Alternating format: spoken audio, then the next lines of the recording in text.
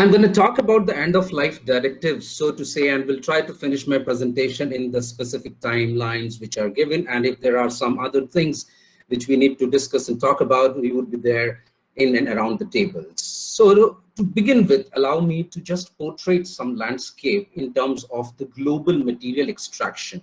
I'm just trying to put some prospects in front of everyone. If we just have a look to the century plus around 110 years, the data, you will see that the global challenge on the resources extraction has just doubled in 30 years.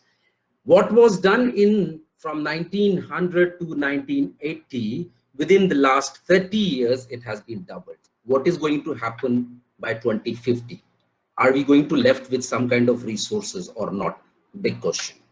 If I portray another study in terms of humanity, ecological footprints, and the number of planets, you will see we already have hit the threshold once in 70s. So humanity footprints first already have exceeded. And what we see now, and with the kind of resource consumptions we are going with, we are already utilizing the resources equivalent to 1.5 Earth.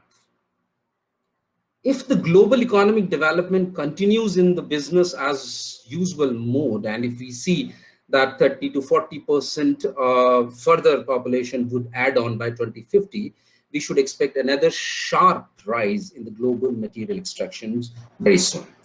So the reduction of the global material use is must, but it is a big question. Is it possible now? Because what is done is done. There is one more thing. Can we utilize or stabilize it at the current level if it is possible? It will require major reductions in the metabolic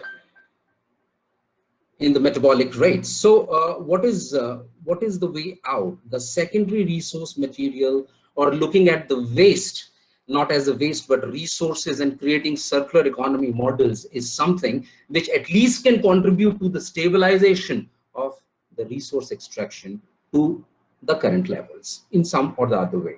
If you even talk about the projections of India, the situation is not very, very fine.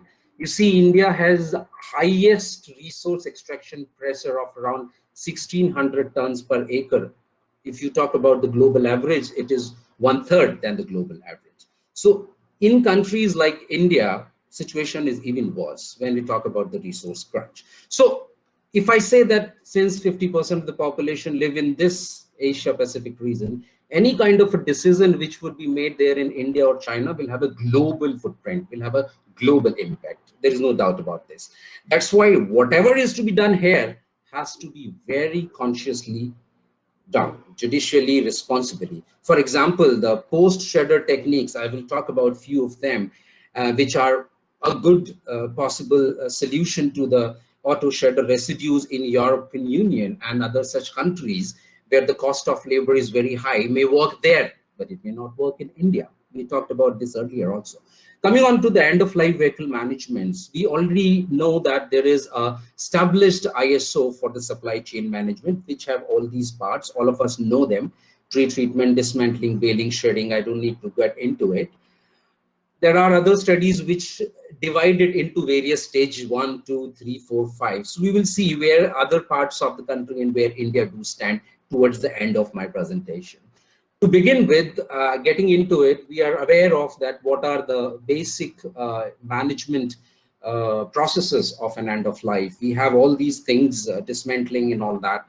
Then probably we have the next thing, which is talking about shredders, where we do have, with the help of magnetic separators, we have the ferrous, heavy fluff, which you see in the middle. You see the highlighted one, the light fluff. All this is auto shredder residue, the residue which comes out. And then again, we have to process, further investigate, further do some work on the post-shredder treatments. There are co-incinerations or use of the thermal chemical processes which are available. Pyrolysis and gasifications are the few which already are proven. So it's a huge kind of work. That's how the overall shredder plant's layout looks. There is very high energy intensive and quite number of systems within the systems, and that's how it makes the overall shredder plant. If I just pick out, these are some of the pictures from a study done in an Italian plant where some energy audits were done. I just want to make a mention of this top left. You see, if we talk in terms of energy also, it's around 44 kilowatt hours per ton of input material. That much huge amount of energy is required. If you convert that in terms of CO2, it's 40 kgs per CO2 equivalent. So huge amount of emissions are also associated when we talk about the shredders and such techniques. Just to pick one more example of the high energy intensive motors, there are reported in this specific case 300 HP. If I just put, let's say, 8 hours a day, 300 HP, one specific motor, it is equivalent to around 1500 tons of CO2 equivalent per day. That is the level of energy carbon intensity we are talking about. Allow me to dig into what, with one example of Germany, that how the dismantling and recycling is working. I'll go a little fast on this. We have around, it is from 2020, it is from Uber, the reference, and there are around 500,000 ELVs, which is being divided, if say 100 kg each. They have around 1100 authorized dismantling facilities. You have the spare part fluids and other things which goes onto the right side. Then the stripped vehicles come in, mixing it with further scrap from other resources. The material goes into the shredder plants, and then you have the shredder iron, which is through magnetic filters, comes out, and then again you have the auto shredder residue, which comes out. But then to deal with the auto shredder residue, allow me, the composition, if you have a look to the auto shredder residues, you have plastic, rubber, metal, textiles, whatnot. But there are two things. There is a hazardousness also associated with it, but also there is a resource potential. For example, there are lead, cadmium, some polychlorinated biphenyls, some brominated flame retardants, which are there in the plastics. But on the other hand, you see onto the last line, there are even 8% of metals and 40% of polymers that can be recovered. So that's how there has to be a balance between the two when we talk about. On an average, the slide, this one meant to make a mention that somewhere around 20 to 25 is the auto shredder residue which comes out, which is dealt and treated in various countries in different manners. So if I just come up with few bullet points, treatment of auto shredder residue is most important process in ELV management. When we already talked about hazardousness, we have also talked about the resource in it. So both have to be dealt. And most of the countries with legislative ELV system, they commonly set targets for recovery rates of the auto shredder residue, which is pretty common, 90-95%, and we will see in few of the slides also.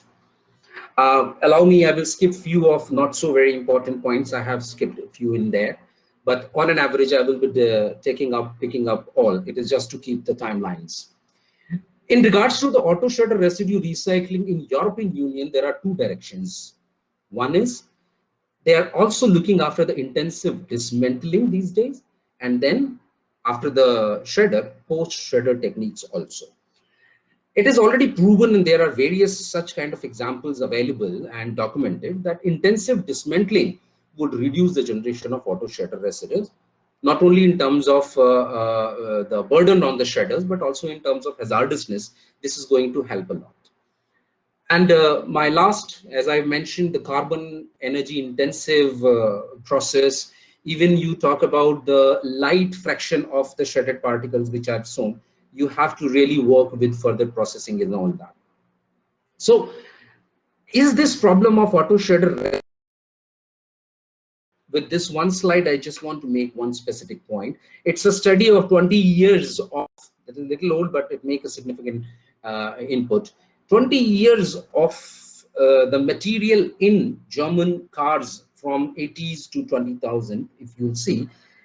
Have a look to the ferrous metals and you will find that the ferrous metals are decreasing to a great extent. Other than that, the non-ferrous, the plastics and textiles, all of them are increasing. In some cases are doubled also. What I'm trying to mention is that auto shredder residue is mainly coming because of the plastic, textiles and all such kind of things, and they are increasing. Reason is simple. They are increasing because of the fuel efficiency portion to make the vehicle light. So they are going to increase anyhow in the time to come also in the manufacturing of the automobile. So the problem of auto shredder residues is also not going to go down in the near future. It is going to increase because the materialistically they are going to increase. I would just give a glimpse of the ELV. Like there are two examples from Europe and Japan, how it is working. One is making somewhere around Japan, it is said just 98 to 99% of the ELV is done. That's how is the flow chart. The ELV comes after depollution, dismantling, car hulls.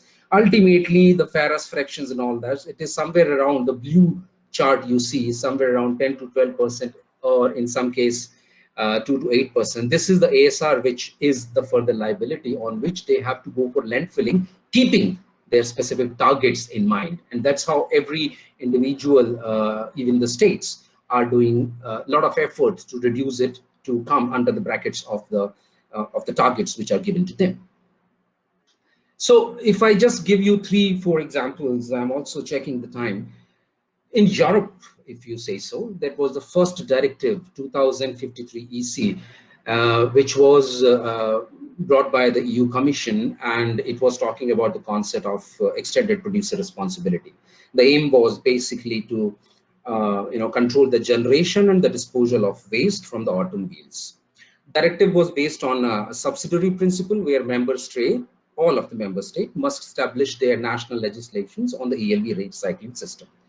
Plus, the member states are also, required to meet the targets. And if I just touch upon the targets, they were earlier down, but now after 2015, 95 to 85% under the terms of resource recovery and reuse and recycling. These are the targets which they do have to, abide with.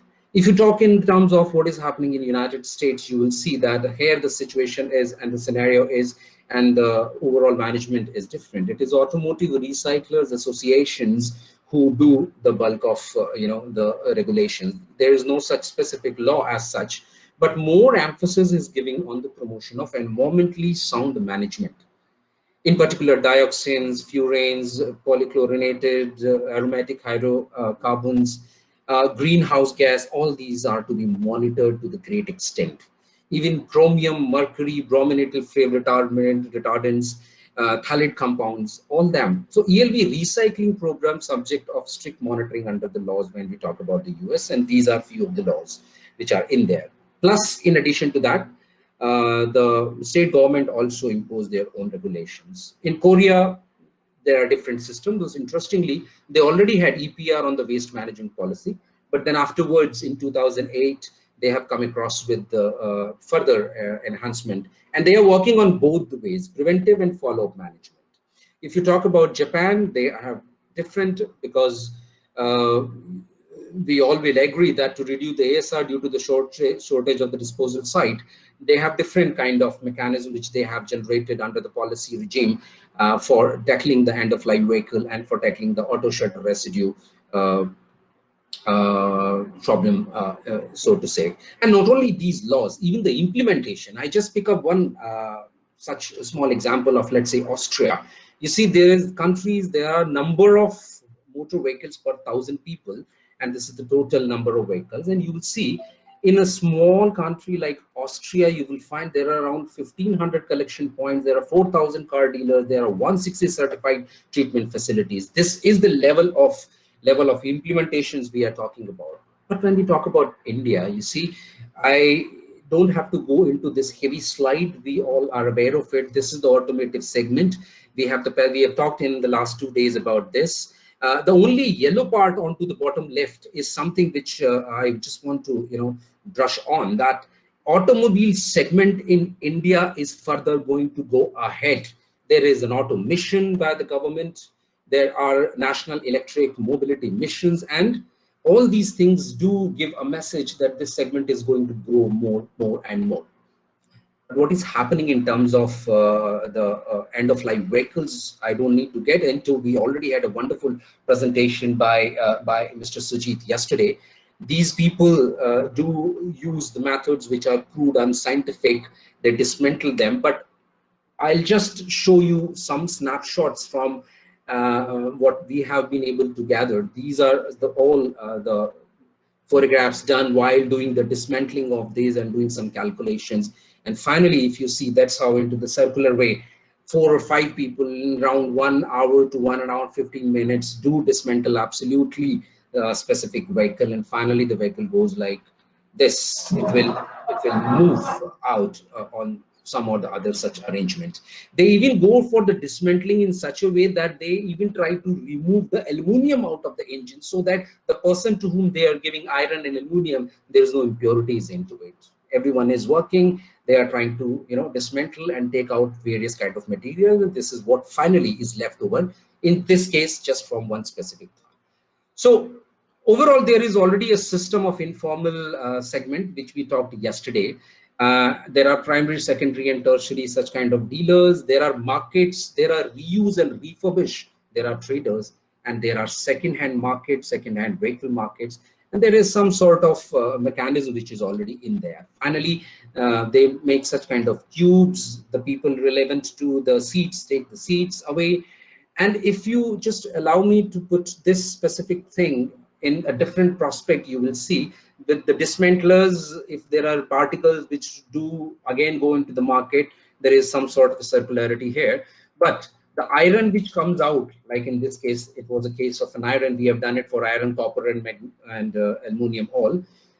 They go to the iron markets. For example, in North India, it is Mandi Govindgarh, which is called as a big market, which catches quite huge amount of the domestic and the international iron which is imported.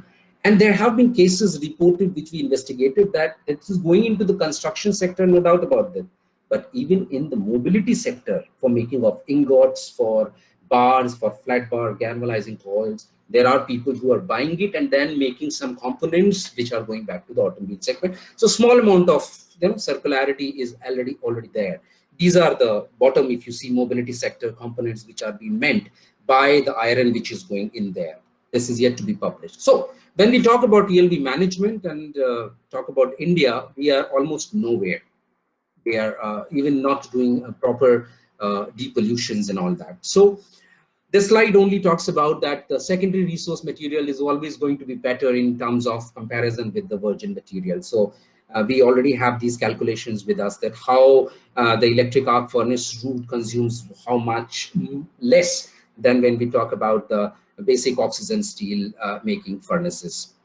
So this is the composition, the iron, ferrous, and the non-ferrous. And within the non-ferrous, if you see, mainly it is the aluminum and few are the rest of the things. This was a sample of 5 which we have conducted, and the result looks like this. In context of India also, there is somewhere around 76% of iron. It is absolutely at par with what you see elsewhere when we talk about the ELV composition of.